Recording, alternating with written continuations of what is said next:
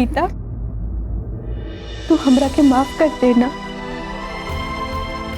वो फूल जी के लेके न जाने का कहले रही।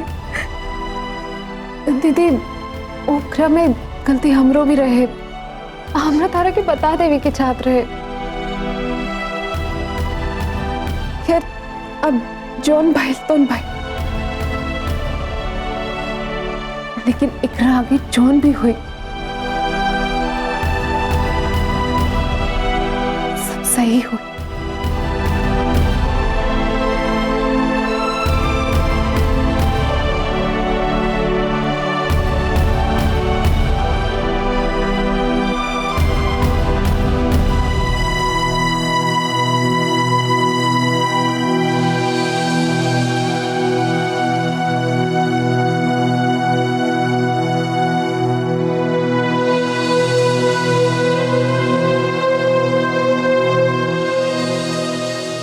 घरे चला।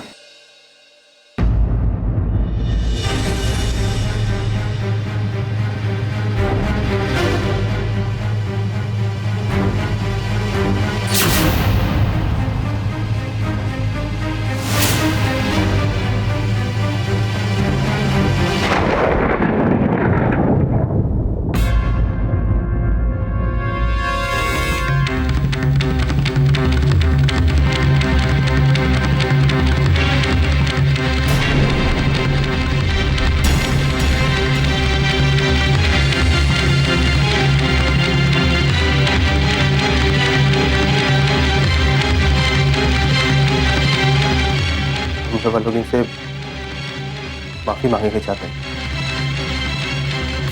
अरे कोनो जरूरत नहीं है, रोरा माफी मांग लेला से जौन भइल बा उ सब ठीक तना न हो जाई।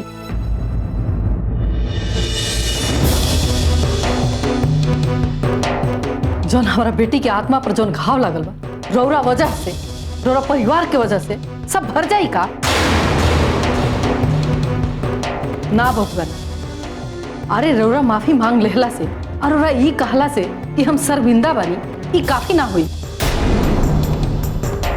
अरे हम माना तानी कि हमनी से गलती भइल बा, रौरा साथे धोखा भइल बा, ओकर कोनो रौरा सजा देती ना हमनी के भुगत लेती जा। और वो धोखा खाली हम कैले बानी, ओकर कसूरवार हम बानी, ई हमार मासूम बेटी ना। अरे ई बेचारी तक बिना कसूर के राव नफरत सहत चलत और रार बहिन लोग के जाति सहत रह गई चुपचाप, कभी अपना मुंह से उफ तक ना कही। ये सोच के कि इन और पत्नी भी है रौरा घर के दुल्हन, अब बस अब बहुते हो गई। अरे एकरा पर जाति भइल रही तो हुई एक बार भुलावल जा सकत रहे, लेकिन रौरा एकरा चरित्र पर उंगली उठावल गई। एगो औरत के ओकर पति ही ओकर सहारा हो गई,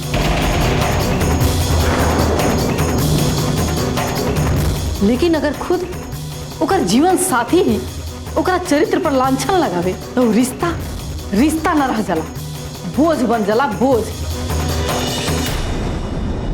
हम और सब बात मानता नहीं माँ जी, ये जौन कुछ भी भइल बा वो गलतफहमी की वजह से भइल बा। ऐसे तो आज हम रउआ सामने माफी मांगे आइल बानी।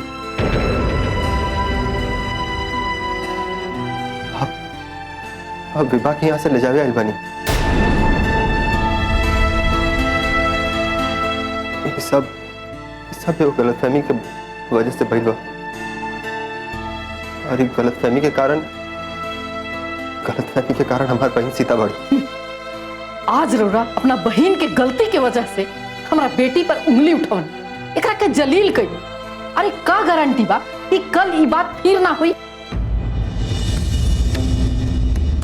फिर रौरा एकरा पर उंगली ना उठाई, और बहन लोग फिर एकरा पर इल्जाम ना लगाई? का गारंटी बा? ना अजीत बाबू ना, अब ना। अरे हम अपना करने के फल पहले ही बहुत भुगत चुकल बानी, अब हम अपना बेटी के रत्ती भर भी तकलीफ बर्दाश्त नहीं कर सकते। अब हम रोरा से विनती करता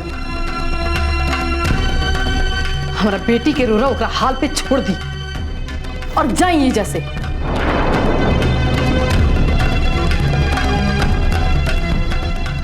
बातचीत हुआ ऐसा ऐसा मत कहीं, ऐसा मत कहीं रहुआ। हाँ जितवा, अब हमार बेटी वो घर में कबू न जाए।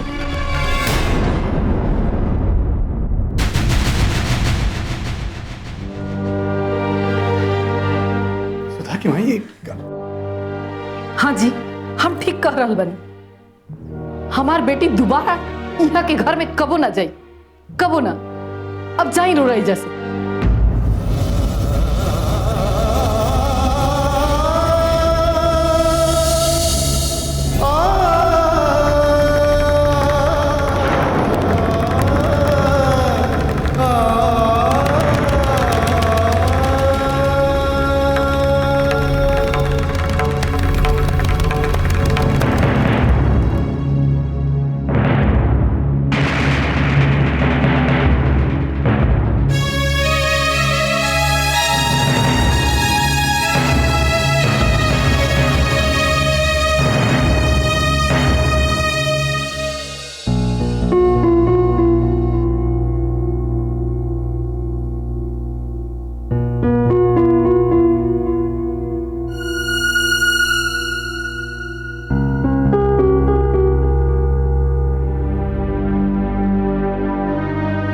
दीदी परेशान मत होगा, सब ठीक हो जाए।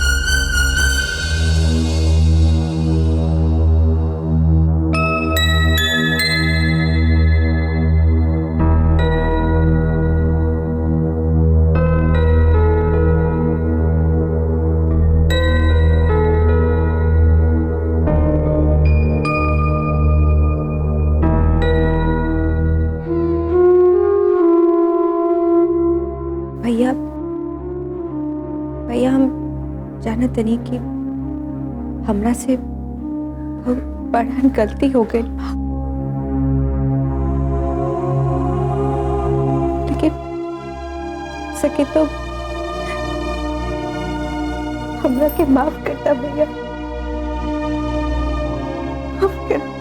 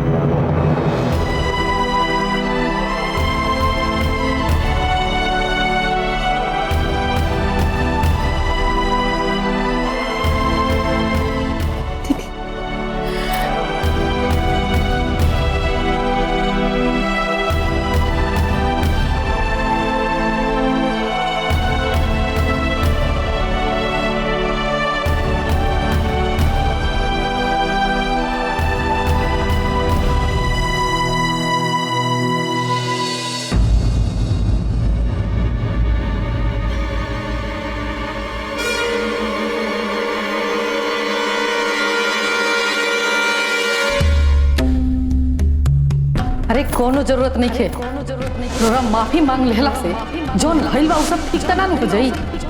जोन हमारा बेटी के आत्मा पर जोन घाव लगल रौरा वजह से, तोरा परिवार के वजह से सब भर जाई का?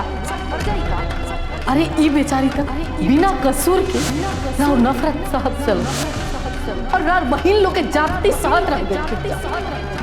ये सोच के कि ये राव पत्नी भी है, राव घर के दुल्हन।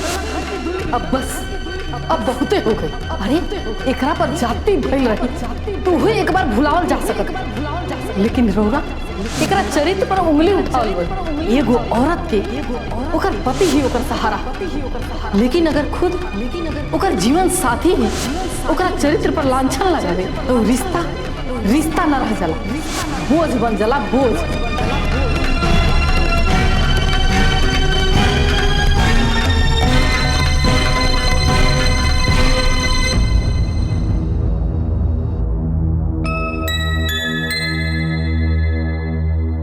सब पता चल गया बा कि जौन कुछ भी भेल बा वो का और कैसे भेल बा हर रत्ती भर के कोनो गलती नहीं की सब जे भेल बा वो बड़ा गलतफहमी की वजह से भेल बा। वो गलतफहमी की वजह से हम तोहरा ऊपर विश्वास की नहीं, लेकिन आज सब कुछ साफ हो गया। गलतफहमी के पर्दा राहत पर से हट चुका था। हम जान गए बानी कि तहार कोनो गलती नहीं की, तब फसावल गइल बा। सब कुछ हमार बहन सीता के कइल बा। ऐसे आज हम तारा से माफी मांगे आइल बानी। देखो तू हमरा के माफ कर दे। हम अपना खेला के बहुत शर्मिंदा बानी। आज हम तारा से ये कहे आइल बानी कि आज तक जो कुछ भी भइल बा ओकरा के भुला जा। ऐसे सब कुछ भुला के हम हाथ से हम तारा के अपन पत्नी स्वीकार करता है।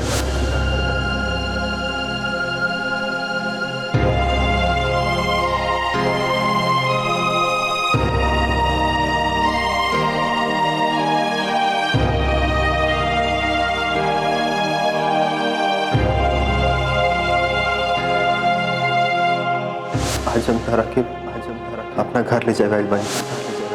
हमरा और सब बात मानता नहीं माजी। ये जौन कुछ भी भइल बा वो गलतफहमी की वजह से भइल बा। ऐसे तो आज हम रउआ सामने माफी मांगे आइल बानी।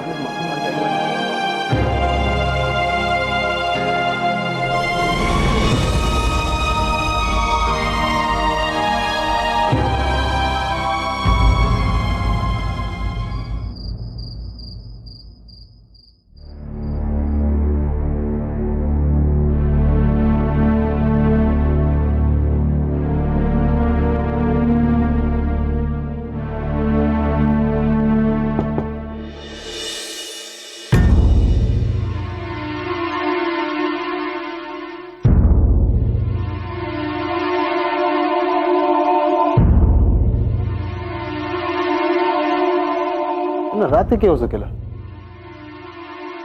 रुक अब देखिए होता नहीं।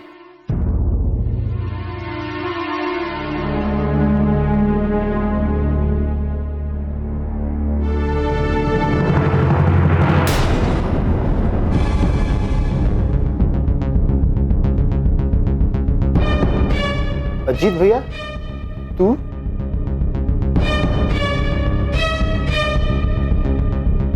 अरे बहरी क्या खड़ा बनी? भीतर आई ना। चिराग हमरा तरह से कुछ बात करेगा। हाँ भैया अंदर आई ना।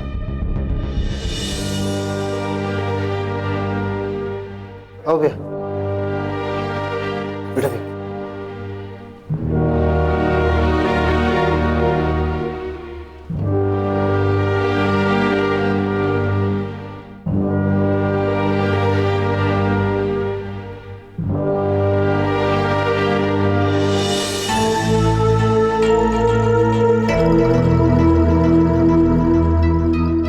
आवाज हो भैया, ये तो परेशान क्या बड़ा भैया? तू ठीक तो बड़ा ना?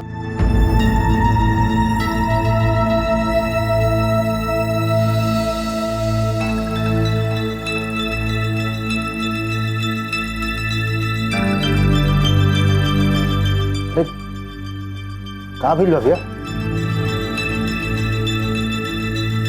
बोलो ना भैया। विभाग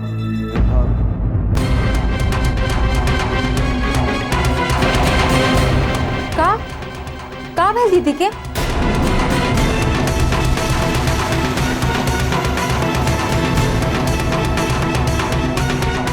हमरा तनी से कुछ मदद चाहिए।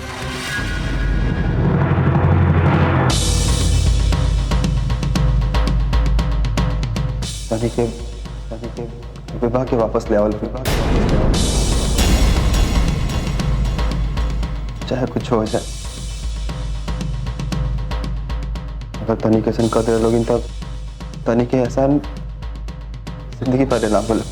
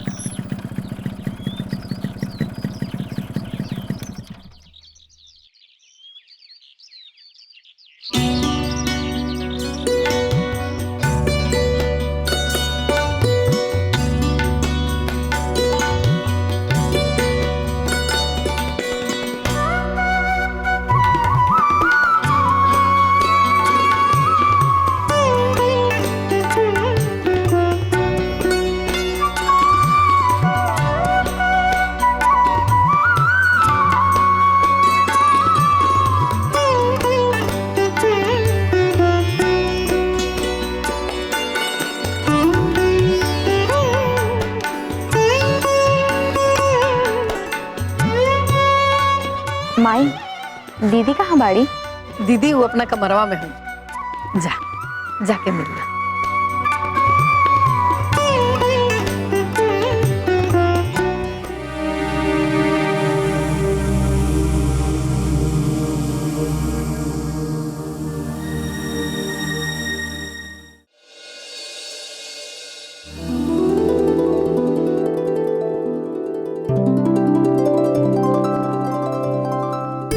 सुधा, तू आ गई लू?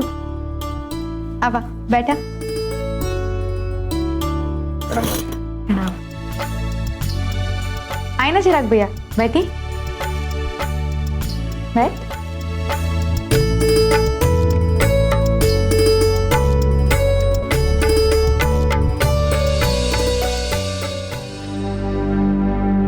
दीदी, जीजा जी तरह के बुलावे आल रहनी ना? तू गईलू का है ना? तरह के जाए के चाहत रहे ना?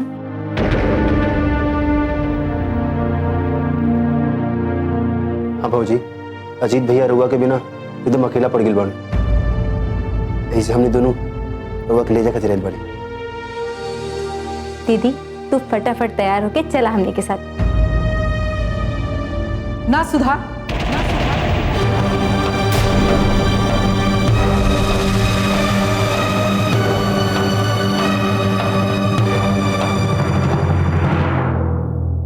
अब विवाह एजा से कहियो ना जाइए।